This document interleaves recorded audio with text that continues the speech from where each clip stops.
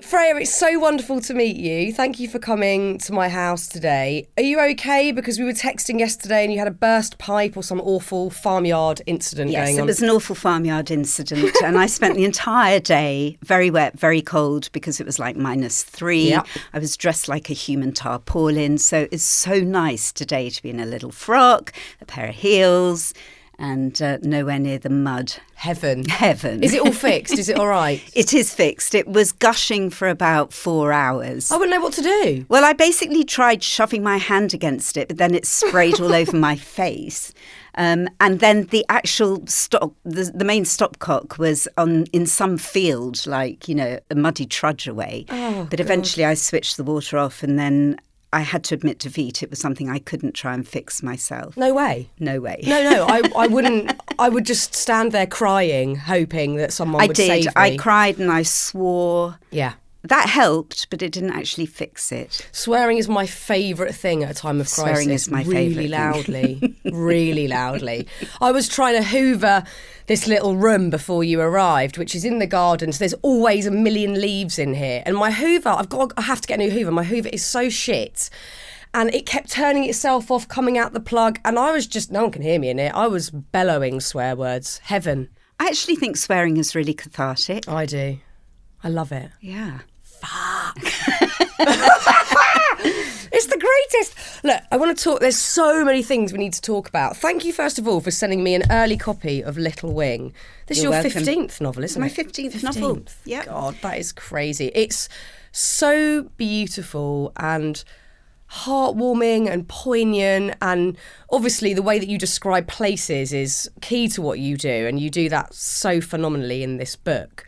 I've read that you don't start with issues that you want to address. You go with a story and you see where it takes you. But there are really clear themes in this book.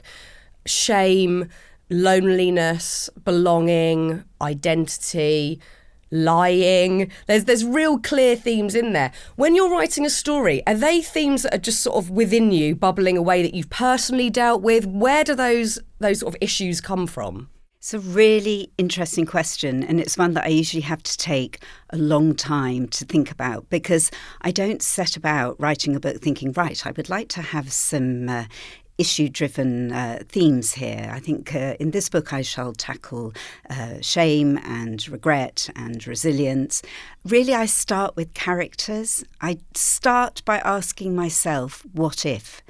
And usually that question will then birth so many ideas and characters. And then really I don't actually, it's quite unorthodox, and I do get into trouble with other authors as well as sometimes with myself for this, but I don't plan. So I literally start with a word and then a few more words, and I've got a sentence, and then eventually I have my opening paragraph. And by that stage, usually that's enough to get going. Wow. I love that, because I think anyone out there who wants to start writing for fun, for whatever reason, you can often be quite daunted thinking you have to have a fully formed story with a beginning, middle and end. But you're saying just start. Yeah. I mean, for me, and I really do believe that there is no right or wrong way to write. So, for example, early in my career, I remember being completely flawed and going home, paranoid that I was doing it all wrong, because I met an author who said that day he'd been working on dialogue. And I thought, fuck, I don't have dialogue days. Right, okay, from now on, Monday's going to be dialogue day. Tuesday I'm going to do landscape and setting. Wednesday I'll do character. And it didn't work. It didn't work for me. I know other authors who meticulously plan each chapter before they start even writing a word. But for me, I just really, truly believe that stories are like dust motes floating about. And every now and then one comes and alights on me. And it's a real privilege then just to stop and really listen and wait for the story almost to play across my mind's eye like a movie. And then I write what I see. That's so wonderful, because you're describing there what sounds like you're sort of channeling this energy or whatever you want to call it from elsewhere, much like I always imagine musicians have that feeling that the song arrives. And if you are perhaps too structured or you're trying to work to how other authors work, you kind of kill that, I guess. I'm not good with a sort of structured approach to anything, and I'll often go on other people's podcasts. I did one this week, and it was a lovely guy that interviewed me. He had a really like swish set up with cameras everywhere. He was reading questions off his iPad. He had a full team, and you can see here I have a tatty notebook that I write scribbles in. This makes me feel good. I have to go with what's right for me, and for a moment I get all compare and despair. Oh my God, he's got an iPad and it's all neatly laid out and la la la, and it's like, I just can't work like that. And you have to find your own rhythm, I guess. Absolutely. And I love what you said about channeling, because I worried that it sounds really wah-wah to say it, but the last 2 books... I love wah-wah, P.S. Good. Love. The last 2 books, there have been passages in those books, not just passages, probably chapter after chapter, where I have no recollection writing it. So I touch type really, really fast. And I honestly believe that as long as I put my fingers on the home keys each morning, by the end of the day, I've written. Yes. And like Little Wing is such a precious, precious book to me, and I had such an extraordinarily profound emotional time researching and writing it. And in fact, when I finished it and I printed it off, I took it to bed with me. I just didn't want to let it go. I physically cuddled it, and I took it to bed and sort of put it by the side of my bed. And then about 2 hours later, the energy coming off that manuscript, I couldn't bloody sleep. So I had to get out of bed, still cuddling it, take it back, take it into the kitchen, dump it on the kitchen table, and then go back and try and get to sleep. I love this. But this is it. Like, to me, creativity is magical, and it is otherworldly, and it is inexplicable. It's not some sort of formatted thing. Obviously, you have to put work into it. There's an element of dedication and commitment to a project, but you have to have some magic in there. You know, I'm hoping to get Julia Cameron on, because I've just reread The Artist's Way, which is exactly everything you've just said. Start writing, let it flow, get it going. But I know that you've obviously also had a period where that wasn't the case prior to this book, and that after 12 books that seemingly once again flew out of you, they formed themselves as you were writing them, you had a period where there was a lot going on in your life, but one of the things notably that affected your work was writer's block, and you'd never experienced this before. Writer's block, I had experienced it. This is my 15th book. So I'd experienced... Oh, the 13th book. My 13th book. But this is where I've realised there are 2 types of writer's block. Prior to any of this, I didn't think it existed. I thought writer's block was just a lame excuse by lazy authors who, rather go shopping, watch daytime telly, do anything. But my 13th novel, I had the story, but it was like it was being told in jumbled whispers in a foreign language. And it was dreadful because I wanted to write the story, but I just couldn't access it. And I lied to everybody because, my agent would phone and say, how's the book coming along, darling? And I'd say, oh, yeah, it's fine. And it wasn't fine. It wasn't fine at all. And I'd written, by that stage, a dozen books, which had quite literally flown out of my fingertips. Why was this one so hard? And then it really struck me that if I don't write, who am I? And if I don't write, how do I pay the bills? Because I'm a single parent, I'm the sole provider for my family, I need to write. And that first time that I had writer's block was really very frightening. It made me physically unwell as well. I gave up caffeine. Then I thought I'd try lots and lots of caffeine. I like that approach. I had some hypnosis. I went to the doctors. I was put on really high dose, slow release beta blockers to try and calm me down. I also remember reading or listening to an interview with Gary Barlow, who'd experienced something similar and had actually sat under his piano, distraught. And I felt that same level of devastation. But with that book, it wasn't any external factors that were intruding on my ability to write. It was simply a freak thing of this dust mote not quite settling on my shoulder and me not quite hearing what was going on. So in the end, I took myself off to my local library and I set up there, and I just solidly spent the hours putting down word after word until a momentum started to arrive, and then I just followed it to the end. And in fact, I was in the library when I finished that book, and I leapt up and punched the air and cheered, and nobody batted an eyelid, because there's always Mad Jack McMad in a library anyway, so I was just one of those. Yeah, you took that role on perfectly that day. It's so tricky because not only does that writer's block affect the practical things you've talked about, being the breadwinner and supporting a family, but also it's your joy. And also we've just talked prior to this about that energy that comes through you. And when there's no release, that I'm not surprised you're on beta blockers. I've had been prescribed a similar thing for anxiety or different things in the past, and I can see now how there was no release for the energy that I felt and for the creativity and the things that I wanted to do and action, but I couldn't because of all sorts of mental blocks and things going on. So it does become a very physical thing. There is a manifestation which is really full-bodied and it's an irritating felt like energy. I was stuck in my body and in my mind, but I was ricocheting around them. Yeah. So I had all this energy and there was just no through route. It was just cul-de-sac every step of the way. Torture. And then the book that I wrote after that one, so that one was called The Way Back Home. And it's so interesting because at no point in the book can you tell that I struggled and struggled with the writing. And then the following book, The Turning Point, that flew out of my fingertips in, 3.5 months. I literally couldn't keep up with it, and I typed fast. It was a great thing that my dad made me do when I graduated from university. He made me do what was then a sight and sound touch typing course. He said, if you don't make it as a writer, at least you've got secretarial skills.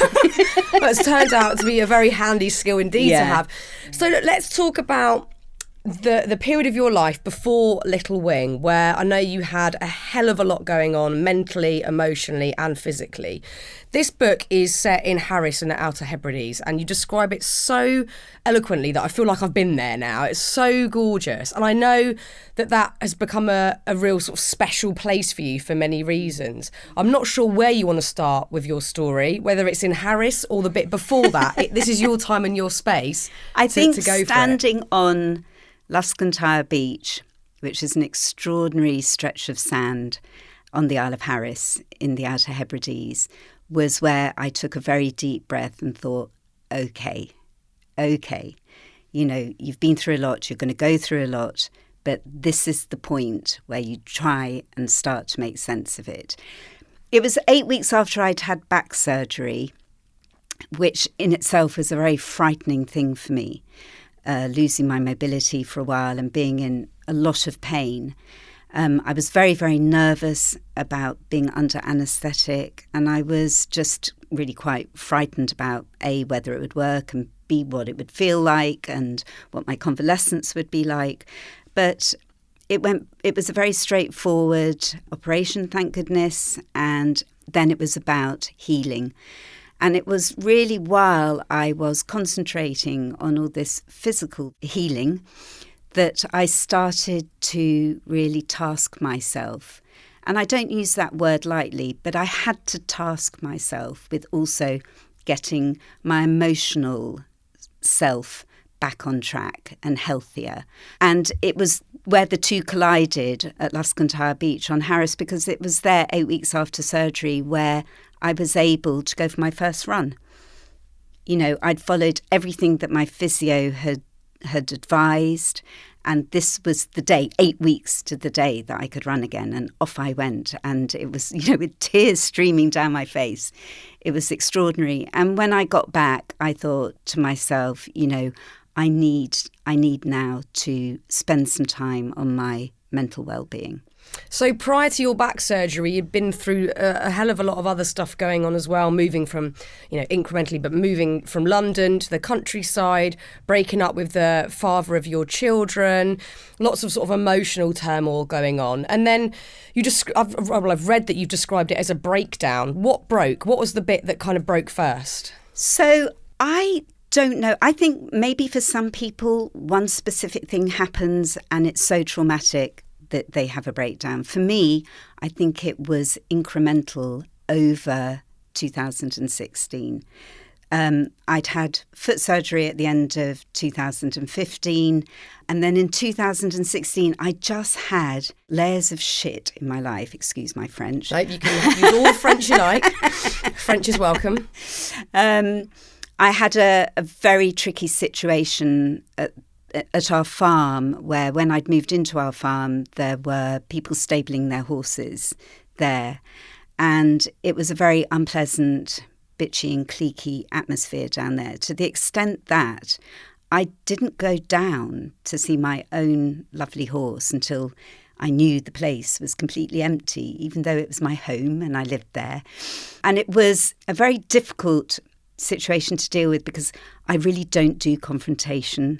It really frightens me. I'd rather feel myself being grated on the inside to avoid confrontation. I'm the same. What do you think the fear is there? Mine is certainly people making assumptions about me, because they have since I was a kid on the telly. So I have a huge fear of people making an assumption about me that is wrong, that I'm uppity or a bitch or whatever it might be. What do you think your fear is behind it? I think my fear behind it was that I wouldn't be able, and I know this sounds really pathetic, but I've done a lot of work, so I'm happy to be able to say this out loud, but I felt that my little voice wouldn't be heard. I'm quite a short person. I'm only 5'2", and I just often feel shrunken.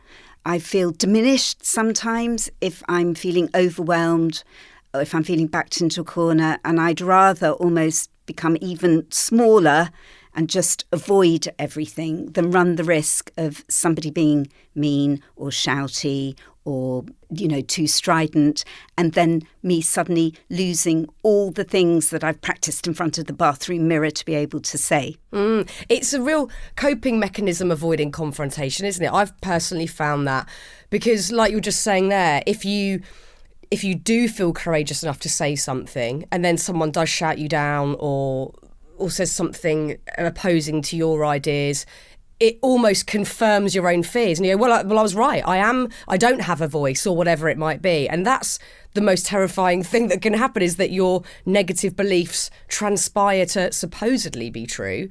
So how did you deal with it? So you had this clique. You didn't want to have to deal with this in your home territory. Yeah. So it was actually Easter that year, and I was away in Wales with my gorgeous cousin Kate, who's like an older sister to me.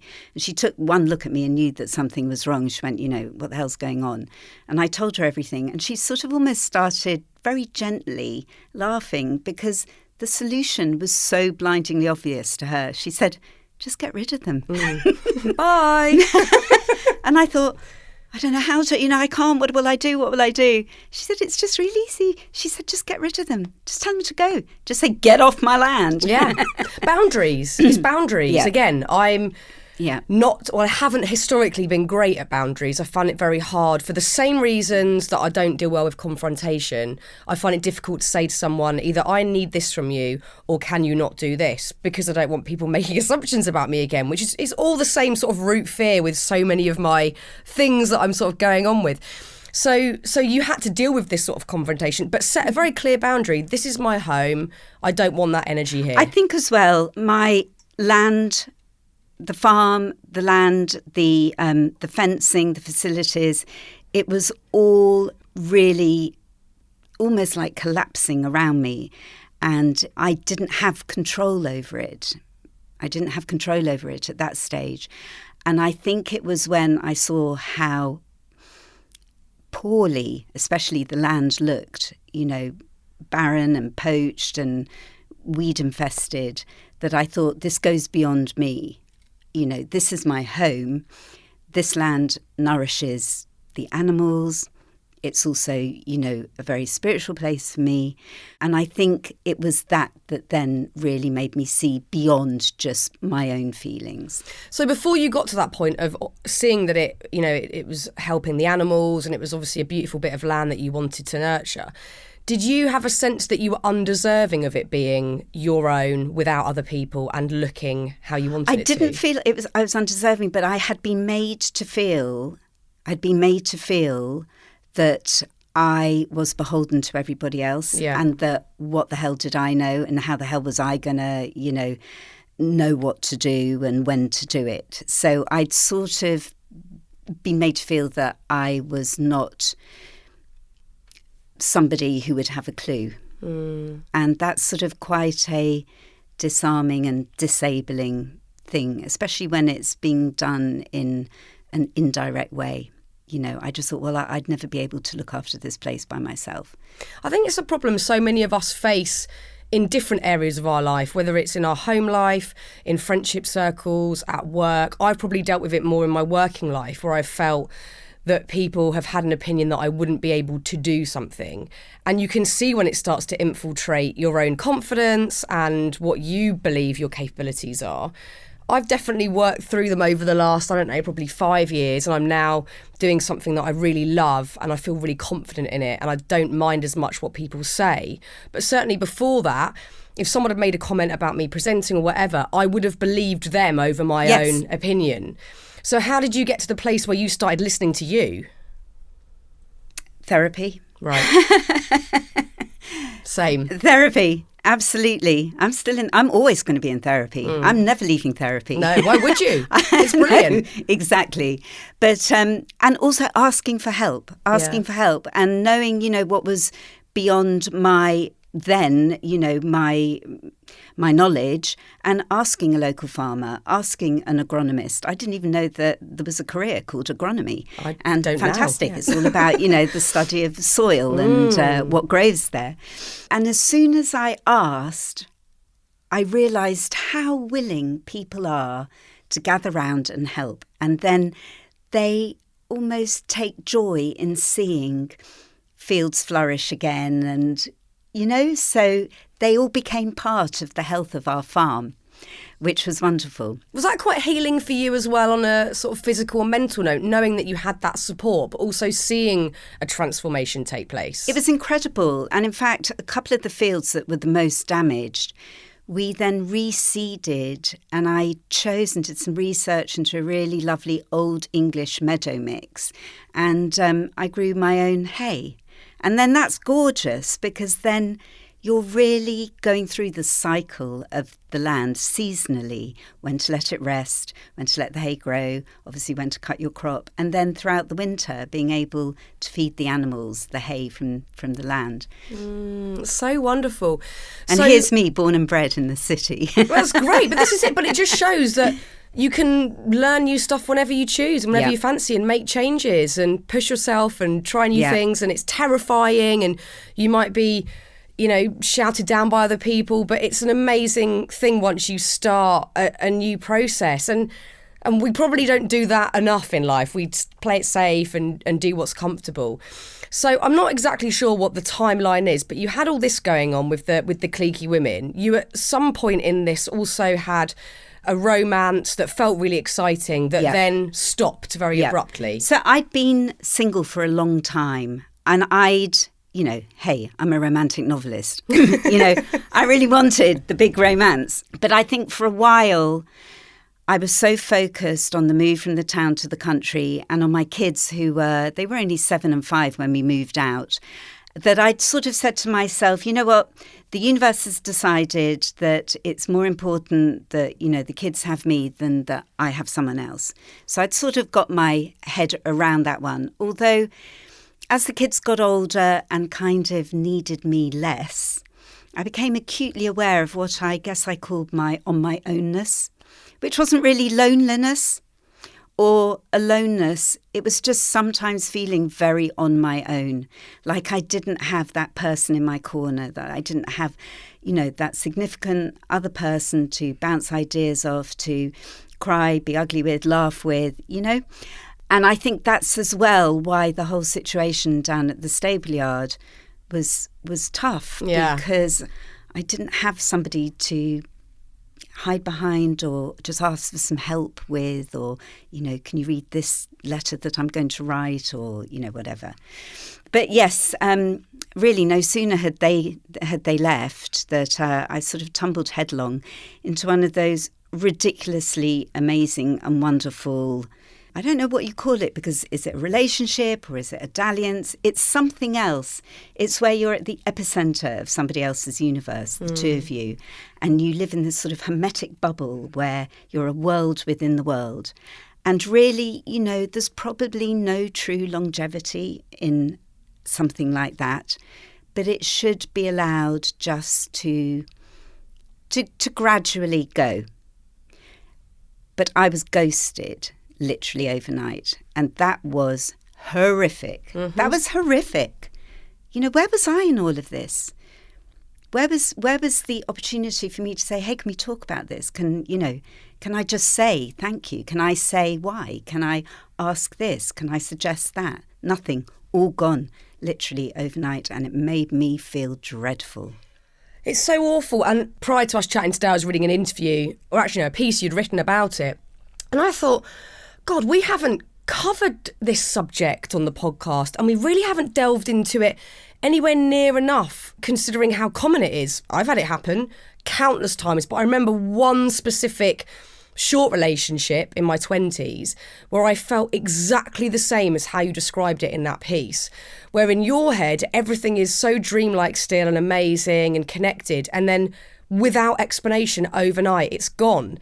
And where do you turn in those moments? For me personally, and I think it's similar to you from having read the piece, you start to question yourself, because you go, there must be something inherently wrong with me. Yeah. I have to be flawed. I mean, we're all flawed, we know that, but there has to be something so wrong with me or I must have done something that I'm so unaware of for it to have finished. Mine was the same as yours, literally overnight. I had a text message, end a relationship, which was under 6 words in text. It was pathetic. And now looking back at the age I'm at now and where I'm at in my life, I just think that person clearly was really lacking communication skills and emotional intelligence, etc. But at the time I didn't.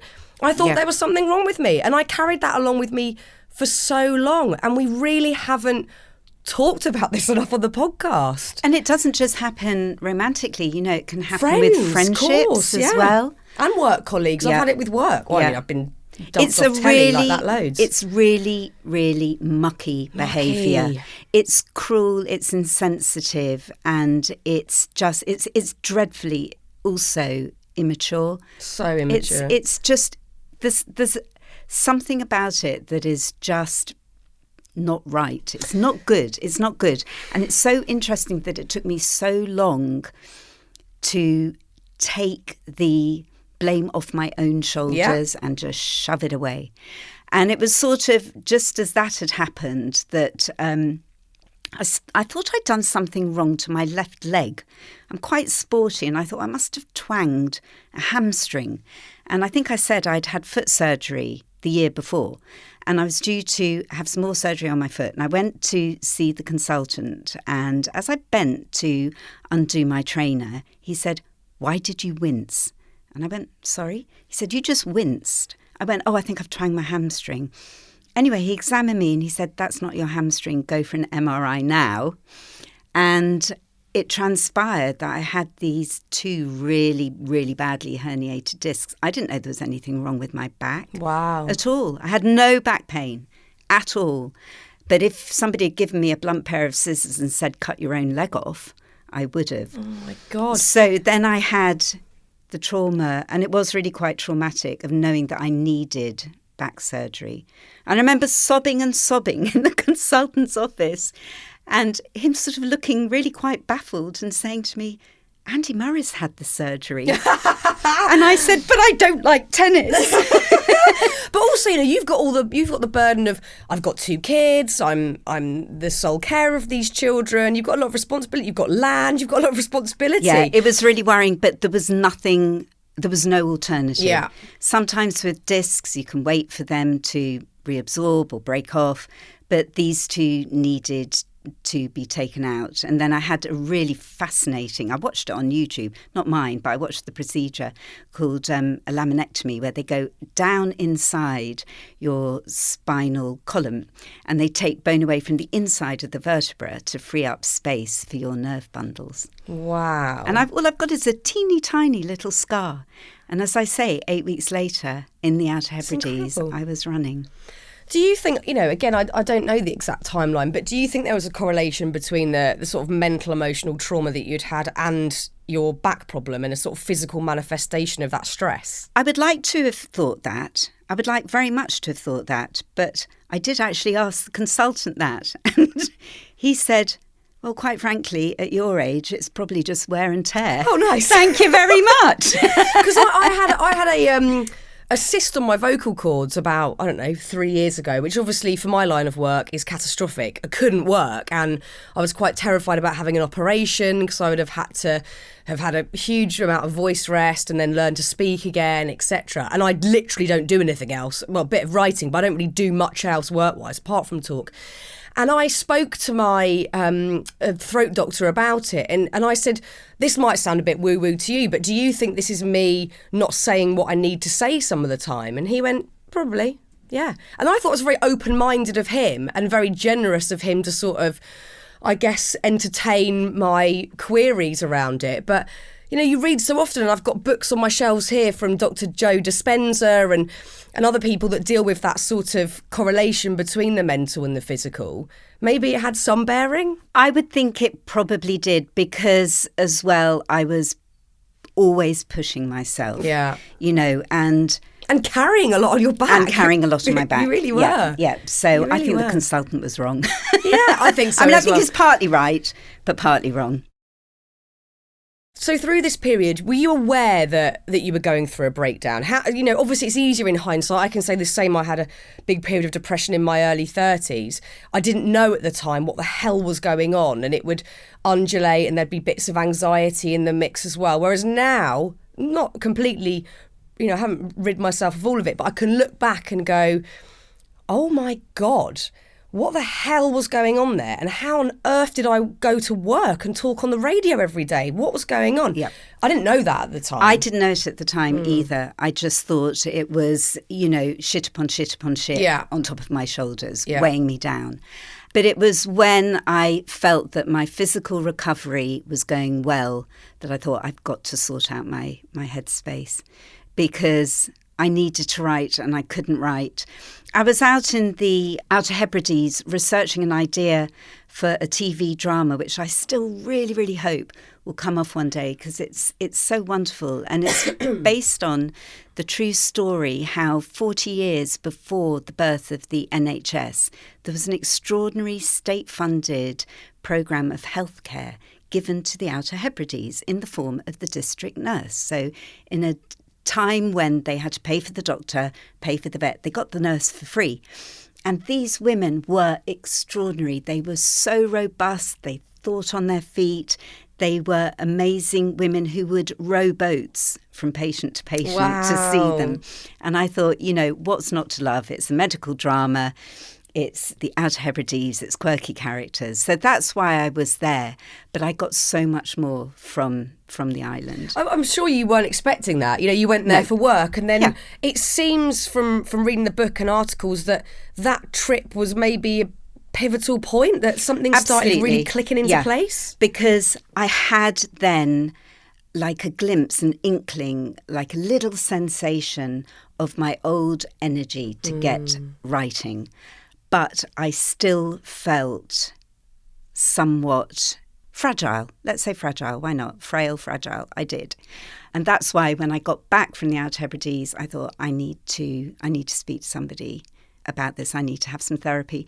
And I went to my GP and was given a course of counselling on the NHS. I had to wait probably 3 months or so, but I'm still with the same counsellor. I now see her privately once a fortnight, and she ain't ever getting rid of me. No. It is wonderful. So this is straight up talk therapy? Yeah. And she really helped me see, because in fact, for the first 3 sessions, all I could do was tell her what had been happening. Yeah. I couldn't actually talk about feelings. And then afterwards, when she asked me, how I was feeling, what did I think, what was going on, I realised I was still too frightened to actually access it. I could describe perfectly the physical side of stress, grief, fear, and I could say it feels like this, it feels like that. But she said, no, but what are you feeling inside? What are you thinking? And it took a long time for me to access that.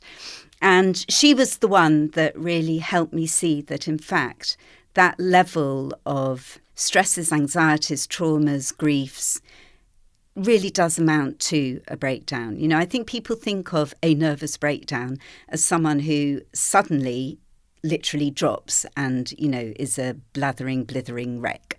And it wasn't like that, because I think women of our day and age, we're like one of those little toys that they used to call Weebles, where you can push them and they just spring back up. You just got to keep so going. You get pushed. Yeah. And then you spring back up and keep going. Then you get walloped again and you have to spring back up and keep going. Yeah. And that's what it felt like to me. But then I just didn't stop wobbling. Yeah. But and that's what I wanted. I wanted, again, the kind of, what I craved was an element of calm where I could just take stock of what had happened and a good way through it all. It's so important that you mentioned there that notion of us perhaps, whether it's going for a breakdown or any other mental health problem, but still functioning. Because you're right, I think there is still this sort of bizarre feeling that if you're going through something like that you're in bed all day, curtains shut.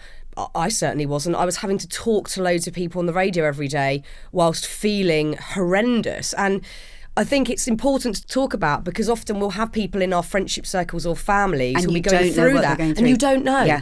You don't know. Yeah. And I had to function. I had to function. Yeah, we have no choice. No, I had to, I would get the kids to the school bus, and it was almost like I couldn't then wait to get home, because I'd been holding it together, and I would get home and just like curl up embryonically and just, weep for like a good few hours, or just stay in that position and then suddenly think, fuck, I've just been sitting here for 4 hours. I've done nothing. I don't even know where I've been in my head, but I've just been sitting here. And then it was through therapy that I then decided to go on antidepressants for a while. And again, I really dithered about that one, because they still get, if not bad press, they're kind of tainted. There's a stigma. You're on the happy pills, or, fuck, how screwed must I be that I've got to be on, antidepressants. But they're not like that. It was marvellous, because after 3 weeks, I thought to myself, I haven't sobbed for a couple of days. And I thought, I actually just feel a little bit more like the old me. Yeah. And it was amazing. It was amazing. And then I started really becoming profoundly interested in how all-encompassing mental health and mental well-being can be. And I thought, I can't look on antidepressants as a crutch. I can't see my beloved counsellor as being, my sort of guru, because ultimately the person responsible for all of this is me. And I became really interested. Wow, look what antidepressants can do, because depression can really fuck around. God, my language is terrible today. I'm so sorry. Let it out. But it can really mess up those very delicate chemical balances that we need. And antidepressants are amazing at helping restore that balance. Counselling as well was really helping me with the kind of intellectual understanding of being depressed. And I thought, what else can I do? What else can I do? And I thought how much I loved sport. And I really grew to be totally in awe of what endorphins can do for you. my consultant had suggested that I also take up cycling because it's low impact. I hadn't ridden a bike for God knows how long. But being somebody who doesn't do things by halves and always sets myself ridiculous challenges, I decided to sign up with the cycling club. And this is before I even had a bike. And so this was in the May. You might need to get a bike. Yeah, I might need to get a bike. Had the back surgery in the March. In the May, signed up, not just with the cycling club, but actually put my name down to do a coast-to-coast cycle in September. Wow. I didn't have a bike. I didn't even know if I could ride one without stabilisers. Anyway, I got one, taught myself to ride along the relatively safe lanes. You know, it's a proper road bike. I was clipped in, didn't even know how to release my feet from the pedals. So for a while, it's hard doing that. I've done that once with what they called cleats. Impossible. I fell over at a traffic light. Bang. Yep. Couldn't get them out. Yep. I've been there. Nightmare. I've been there. But I trained myself initially by finding sort of billowing hedgerows, thinking, right, I can stop because I can just fall into tip myself into that. Anyway, doing the training really started making me feel super alert, feeling quite vibrant. And I thought, endorphins, you know. And I started, I suppose, thinking of looking after my mental health as being like pillars. So I had, you know, my therapy pillar, which was looking after the intellectual, the sort of the thinking side, the understanding of it all. I had my antidepressant pillar, which was looking after the chemical side. Then I had this fantastic pillar, which was, you know, sport and recreation, exercise, physical exertion, which was giving me endorphins. So that was that one. But for me, I felt there was still something missing. And that's where mindfulness came in. And what shape does that take? What is that for you? So I did a lot of reading. I find it quite difficult sometimes to read about mindfulness because it's so intensive that I sometimes almost like get lost within a paragraph. So I did a few courses, and really for me, for someone like me who lives in their head, you know, I've said at some point that, you know, my imagination is both my kind of my gift, but it's also my curse because I can go down a rabbit hole. Catastrophizing or just thinking. And sometimes my overactive imagination has really proved to me to be such a comfort in that if I've been frightened or lonely or like with the situation down at the yard or with the bloke, I can take myself off literally down a daydream for hours. Yeah. And it just gives me respite from what is going on. You know, at school, my school reports are full of, you know, she daydreams too much. But that was me. You know, same. I think we should daydreaming, but for me, it had become a real crutch. So you need to almost, I guess, as you say, daydreaming and having a wild imagination is a beautiful thing, but you perhaps have to have discipline around it or focus within it. Because I'm the same. I could go off catastrophizing unbelievably and end up in a horrible place mentally and then not be able to sleep because I've created a whole situation that doesn't exist. But equally, like at the moment, this is quite niche what I'm about to talk about, but I over Christmas have been absolutely obsessed with that Beatles documentary, Let It Be. It's like 7 hours long. I'm going to start watching it again because I feel so bereft that it's over. I could be very obsessive about things. And I've quite literally just been lost in that world for about 3 weeks now. And whenever I'm not doing something, I'm in the 60s. But what I love about it is it's, to me, and I've watched so many, you know, documentaries about the Beatles. I was weaned on the Beatles. But for me, Get Back is like time travel. Oh my gosh. Because it's footage we haven't seen, and it's like just the greatest I've taken a pill and I've gone back in time I know. and I'm a fly on the wall. But I've been using it probably as a crutch, like when things are feeling a bit mundane or I can't be bothered to put the recycling out or whatever. I just go into that world, and I think it is a wonderful thing to have. But you do have to watch if you live in that world too much, but also the other side of it, the catastrophizing bit, which, you know, I think so many people deal with today because we're bombarded with information and ideas and fears more so than anything. And we have to kind of put a cap on it. So how have you learned to use it for work in the best possible way, but eradicate the bad bit? So one of the best courses that I did, it was just a day course. and it was sort of a beyond mindfulness course. It taught me the difference between thought and thinking. And it was described to me, and it is so resonant to me. And it was described to me as thoughts are involuntary. You cannot help having thoughts. Yeah. And actually, I don't know how they have found this out, but the average person has between 60 and 90,000 thoughts a day. They just ping all the time. Mine ping, are all ping, about ping. the Beatles, but it's in that number. Little thoughts coming in, and some of them won't be about the Beatles. Some of them you won't even know are thoughts. Yeah. But they're filling your head. So if you imagine them, all those thoughts just travelling on the stream through your day, you are the one that chooses which ones you pull out and think about. So thoughts and thinking are two different things. And I realised I was spending way too much time thinking about thoughts. Thoughts aren't real. I mean, they're real because they're thoughts, but they're not true. They're not true. But I would scoop out a thought, Yeah. and I would do a heck of a lot of thinking about them.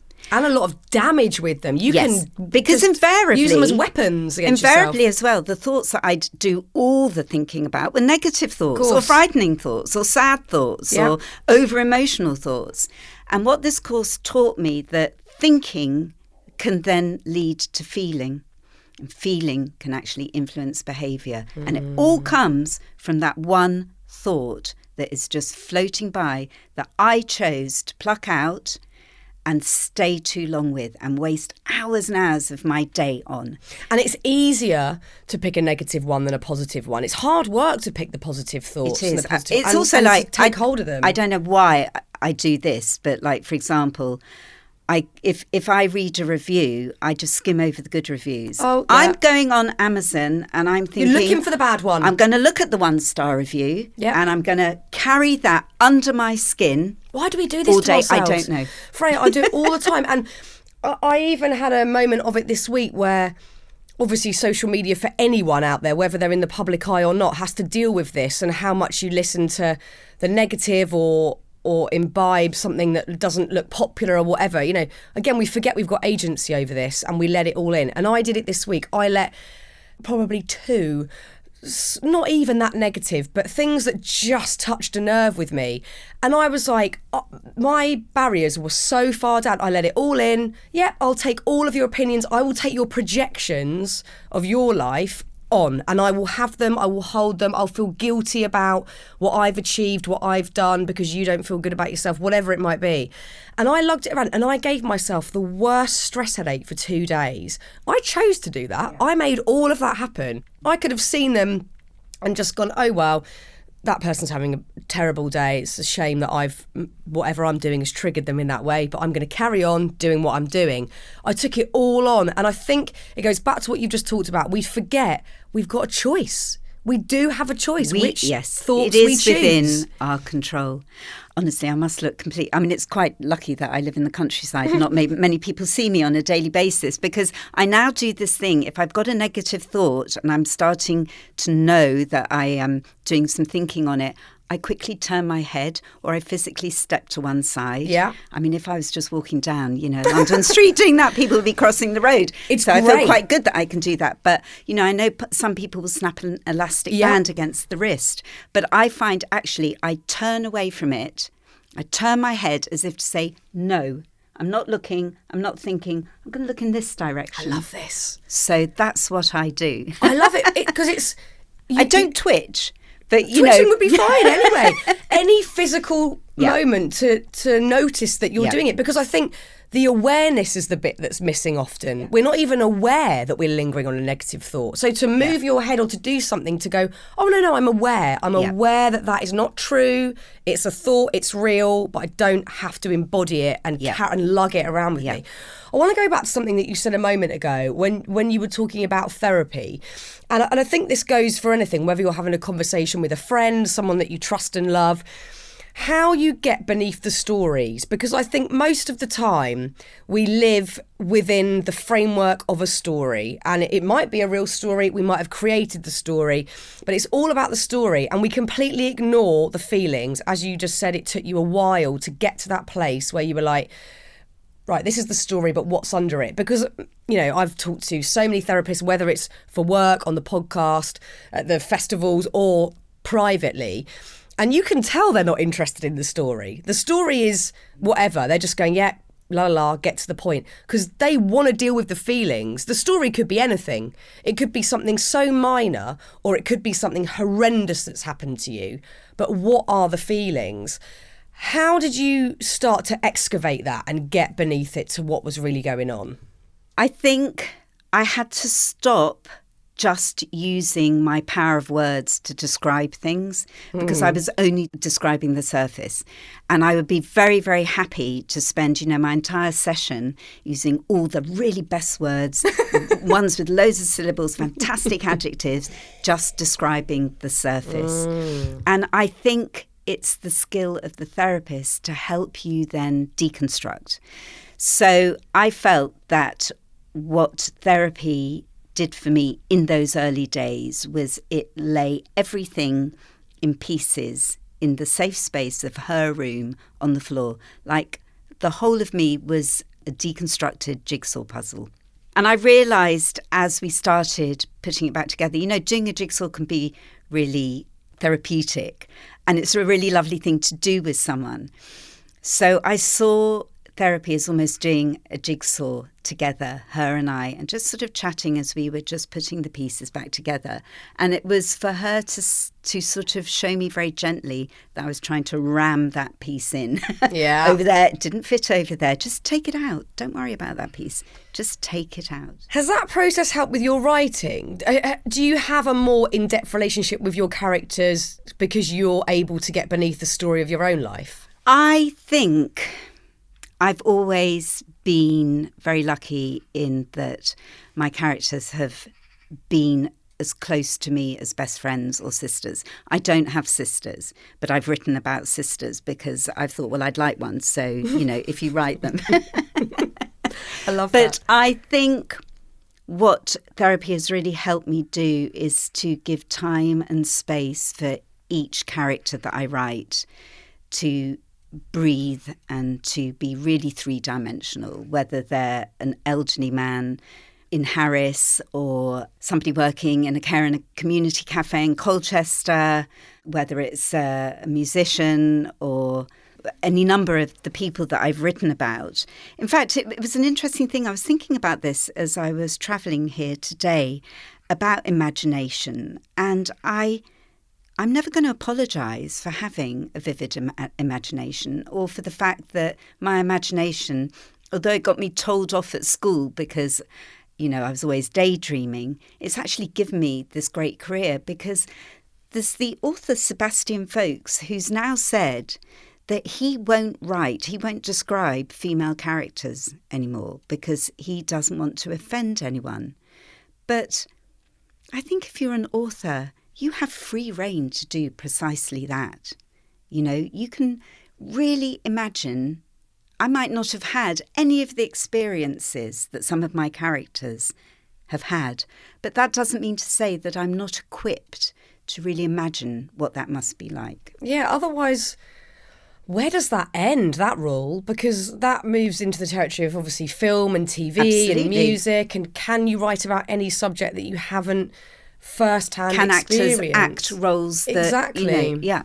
Or Yeah. artists paint something that they've never experienced or even seen firsthand. It's tricky, and I love imagination because of that. It's expansive. It's sort of never-ending. So between you've had another trip to Harris more recently. So you'd been to Harris. You'd had that seminal moment. You'd had your first run. You went back. You discovered that you needed more. So these pillars were created of sort of health and well-being for you. And then you went back to Harris. This is after writing the book, right? Yes. So that was all back in 2017. I came back and I started the work on myself. I still wasn't what I would call writing fit. And initially, Little Wing was called The Lost Mother. And I'd written a few chapters of this book round about 2016, 2017. And every now and then I'd go back and revisit it. And it's the only piece of writing that I haven't actually taken to fruition. So Little Wing is a completely different book to the book that I thought it was going to be. But still for a while, I couldn't write. then started teaching writing. When I say teaching writing, teaching's the wrong word, guiding. And I absolutely love doing that. I love being with a group of people, some of whom are really excited to write, ambitious to write, some who are there because they don't know if they can, some who are there because their mums have sent them. And just to see, I've called it the joy of creative writing, just the release that people get and how much it gives them, what they take away from it. So I think, though, for a long time I was doing that because it was another way of avoiding myself writing. And then lockdown came and I wrote Little Wing in 4 months. Wow. I was just ready. Wow. I was just ready because although I live on a lovely farm in Hertfordshire, I was still so aware of the turmoil in the world that during daylight hours, if I could escape in my mind's eye somewhere else, it helped. It helped me just sort of have some respite from all the worry. I didn't sleep for months, you know. So you could just go to Harris whenever you please. That's it. I was sitting in the box room because my daughter had commandeered my writing room for her schoolwork. And it was just like, it is literally a box room with boxes in it. And there was me, it was a funnel. It was like a creative funnel between the boxes, me and my laptop. And in my mind's eye, Harris. Harris both in the late 1960s, where some places had only just got electricity, and Harris in the early millennium. And I then changed the story and I thought, what if I sent somebody to Harris? What if I sent a character? And what if that character is 16 years old and it's the late 1960s and she's pregnant and she's banished to the Outer Hebrides? And then what if 35 years later someone goes looking for her? And that's all I needed to start the book. And then off I went. It's so wonderful. So having this story pour out of you during lockdown and then revisiting Harris, how did that feel going back there, having this character that you could almost bring along with you, and you've set this whole amazing story and outcome there? Was that quite an emotional situation? It was incredible because it felt like I was following in her footsteps. And I've had this feeling once before when I wrote The Turning Point, which was partly set in Canada. And this is how real characters can be to me, because the Canadian character, Scott, I actually asked him if he wouldn't mind being Californian because I'd just come back from doing a road trip in California and I'd never been to Canada. I didn't have time, really, I didn't think, to go to Canada and do a research trip. But no, Scott was resolutely Canadian. So for The Turning Point, I took myself out to Canada. I'd never been, I didn't know anyone there. But as I was driving to this beautiful, beautiful village called Pemberton in British Columbia, I had this overwhelming sense, like I did when I went back to Harris, that they were just a couple of steps ahead of me. They were just around a corner. And if I just sped up a bit, I might find them. But they'd always just gone when I arrived. They'd always just gone. But it's a really amazing feeling for an author to so believe in the truth of your character. That's so wonderful. I'm imagining that it was a healing book to write because of everything you'd been through and because it was set in such a special location that was very close to your heart and a place that made you feel joyful to think about. Where are you at today? Where am I at today? I feel like I'm in a really happy place. I'm in a really good place. I mean, you know, there's daily headaches, but I can cope with the daily headaches of, you know, fixing fencing or a burst pipe down at the stables. My writing, I feel, is going from strength to strength now, because I think what I have learnt over the last few years and doing all this work on myself and how I am prone to getting too wrapped up in thinking is I have learnt now that there's a time and a space for it. So like when I'm on a dog walk, I can really indulge myself. But when I'm writing, I'm totally focused on channeling my imagination for the character's needs and also for the reader's needs as well. My readers are very, very precious to me and they've stuck by me over 25 years. And I think it's afforded me now a freedom of pushing it a little bit further because I know that I'm no longer in its thrall. I'm no longer slave to it. So the book that I'm currently writing is all set in the late 1980s Manchester. So it's like as far from the wild and, majestic beauty of the Outer Hebrides as you can get. But I feel that because I'm more disciplined about when I spend my own personal time doing thinking, that I can actually therefore be more creative and developed as a writer, if that makes any sense whatsoever. No, it completely does. Well, you've set your own boundaries and it works for you creatively. And I wonder how your heart is, because I think for anyone that was listening to that section earlier about being ghosted, which obviously resonates with me hugely, and I know my own sort of healing out of that pain to then trust again. How are you in that department? I'm really happy in that department. I have a lovely, lovely boyf called Anthony, who I got off the internet. Amazing! An internet boyfriend, I love it. And did you feel you could walk into a new relationship with trust? Because obviously, whether it's falling in love or starting again or going back out with someone you dated years ago, whatever it might be, there's a huge chunk of vulnerability that comes with that. There is. And I think as well, because of the effect on my self-esteem and my self-awareness that what I'd been through had on me, and then the methods and the commitment that I'd put to helping myself, I think my choices have developed and are much, much better. So I have made a good choice. You've made a good choice in Anthony. I have made a good choice in Anthony. I found someone who is emotionally robust, who's had a lot of life experience, who is also really interested in all the things that I'm interested in, being open about feelings and being brave to talk about stuff that's happened or, stuff that we all fret about. So it seems that, I have that balance now, which is great.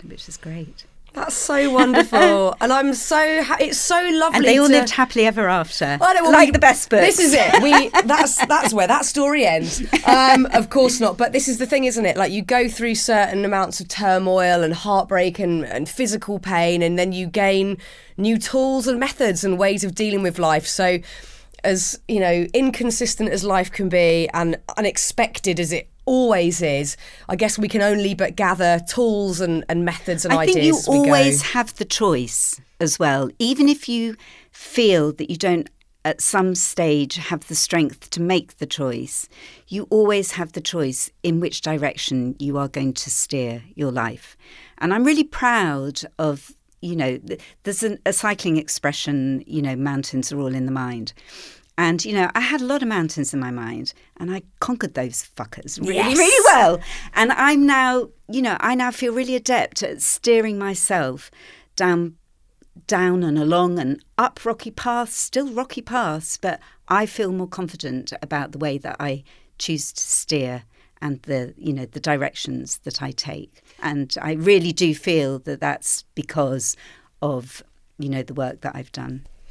Yes, because often when we hear, I hate reading magazines when it was like, you've got a celebrity and they used to have depression and now they're cured. And then there's this sort of supposed, like you've just said, happily ever after, where their life is plain sailing.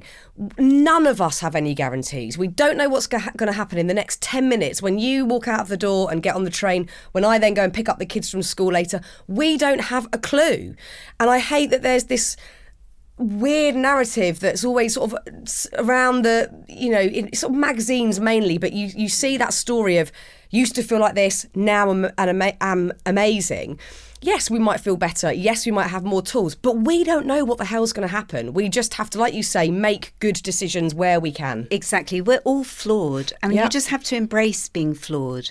It doesn't necessarily follow that if you've been through a hard time that you then deserve plain sailing. You can help yourself.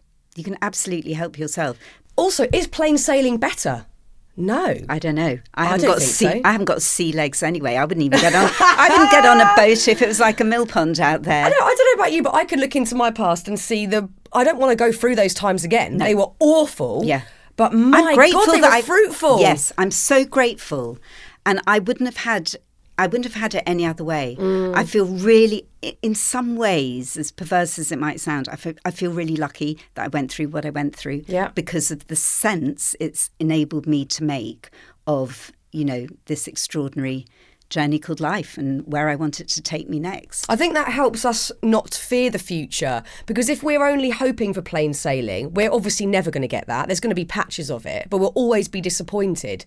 But if we can just allow a little bit of our brains to go, oh, that really rocky patch will bring me something. There will always be something in there, a learning or a new path or a new person in your life or whatever it might be.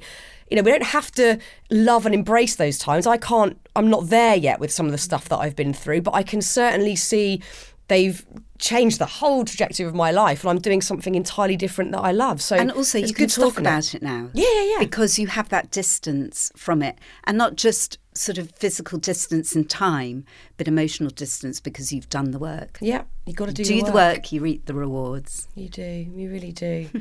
God, I loved chatting to you. I could talk to you all week. I'm sure there's millions of patches that we've even missed in all of it. But, it's been an absolute joy to have you here to talk today. Thank you for sharing your story. Thank you so much.